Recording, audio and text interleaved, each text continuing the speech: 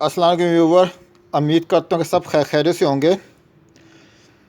कबूतर के परवाज़ में जिस चीज़ का मेन रोल है वो उसका कुंदा है।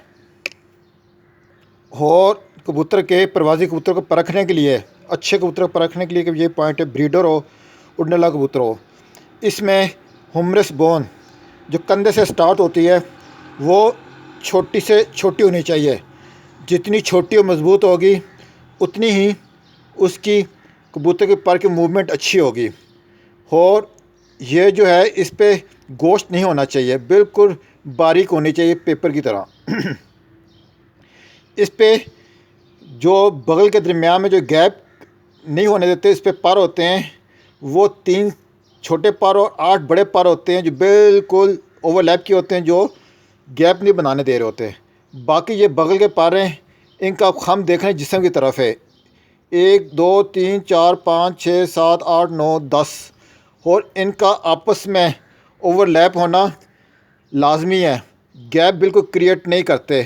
प्लस इनके पीछे जितने पर ये हैं इतने ही इनके पीछे छोटी पर हैं जो इसे सपोर्ट करते हैं। इनके दरमियान यहाँ से आपको गैप नज़र आएगा, लेकिन यहाँ से ऊपर ये देखें, ये इनके ऊपर ये छोटे पर हैं, ये इनको कंप्लीट इस गैप को ख़त्म करते हैं। अगर आपके पास पर कटे हुए हों अंदर के, तो इन छोटे परों से आप परों की कैफियत देख सकते हैं कि पर छोटे या बारीक सेम उसी कैफियत के होते हैं और उतने ही नंबर में ये होते हैं। और ये 2 लेयर्स होती हैं, एक लेयर और इसके ऊपर फिर एक लेयर होती है। सेम इसी तरह जब हम आगे बात करते हैं, अब ये आगे बात कंधे से स्टार्ट हो गई, या कोनी बात कर लें। कोनी से आगे ये आपका अगला हिस्सा आ रहा है जिसे कलाई कहते हैं, ये सारी की सारी आ रही है।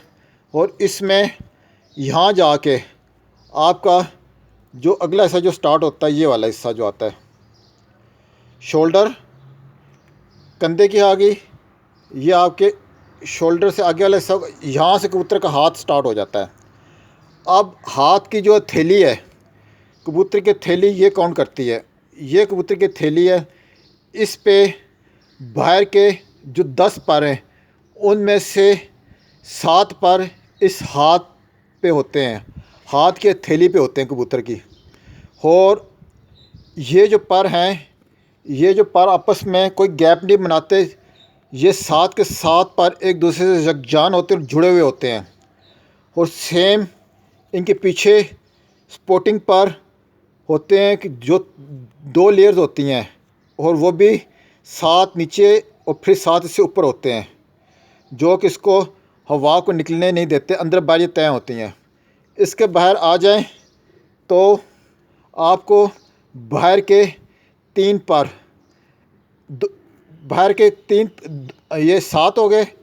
7 के बाद जो इसमें 8वां पर है, ये भी जो है ये 8वां पर आ रहा होता है, इस जोड़ पे आ रहा होता है, बिल्कुल इस जोड़ पे 8वां और 9वां पर ये थैली है। थैली के आगे ये हाथ की जो एरिया स्टार्ट होता है, थैली हाफ, इसके बाद जो फोल्डिंग आती है, जिस तरह हम हाथ ये फोल्ड करते हैं ना, ये देखें ये फोल्ड कर रहे हैं ना, ये वाला जो हिस्सा जो होता है ये आ जाता है थैली के आगे वाला, ये फोल्डिंग में ये भी आ जाता होता है।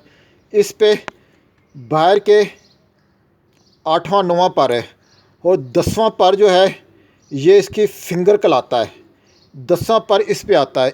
10वें पर की मूवमेंट, 10वें पर की जो मूवमेंट होती है वो फ्री होती है। 10वां पर कबूतर अपना आगे पीछे यूँ मूव कर सकता है, हवा के प्रेशर को कंट्रोल करने के लिए, गैप क्रिएट करने के लिए। इसी तरह ये 2 पर जो है ये भी कबूतर के हवा के करंट को, प्रेशर को एडजस्ट करने के लिए थोड़ा बहुत सिरों से गैप बनाते हैं, नीचे से गैप नहीं बनाते। नीचे से ये सारे बंद होते हैं ताकि उस प्रेशर से कबूतर परफॉर्म कर सके। अब ये बाहर के 3 पर इन्होंने अंदर ताकत कन्वर्ट करनी है, बाहर की तरफ से इधर आके इस प्रेशर से कबूतर परफॉर्म करेगा। और ये 3 पर जो हैं, ये बीच में 7वां पर इनका हेल्पिंग होता है, सपोर्टिव पर होता है।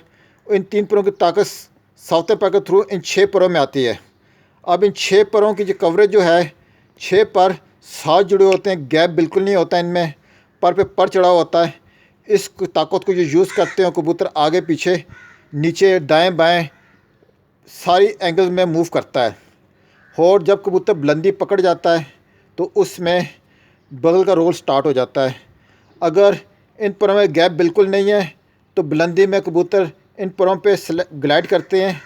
अगर इन परों में फ़र्क या गैप आ रहे हैं, पर किसी वजह से टूटा हो किसी शिकारी परिंदे की वजह से, तो फिर बगल पे कबूतर उड़ता है और पूरा टाइम बुलंदी में करता है। वापसी पे फिर बगल के पर जो हैं उसे घर लेके आते हो। बगल घर लाने में यहाँ की जो परियाँ होती हैं उनका रोल है। हवा नहीं निकलने देते, कबूतर बस्ट हुआ होता है और हवा के प्रेशर से कबूतर घर आता है। ये सारी की सारी है। और इसका आखिरी जो पर है 10वां, यह बहुत स्ट्रॉन्ग होता है। सारे परों को इसने यकजान किया होता है एक मुट्ठी की सूरत में। जिस तरह हमारी ये बंद मुट्ठी है तो इसमें अगर इस उंगलियों को हम पीछे हटाएं तो हमारी ग्रिप लूज़ हो जाती है, इसको हम बंद करें तो हमारी ग्रिप मजबूत हो जाती है। सेम इसी तरह ये परों की ग्रिप को मजबूत रखता है और हवा के प्रॉपर प्रेशर को रहने देता है और यूज़ करता है और अच्छी परफॉर्मेंस देता है। उम्मीद करते हैं वीडियो पसंद आएगी। आपसे रिक्वेस्ट है सब्सक्राइब कीजिएगा, लाइक कीजिएगा। जज़ाकल्लाह।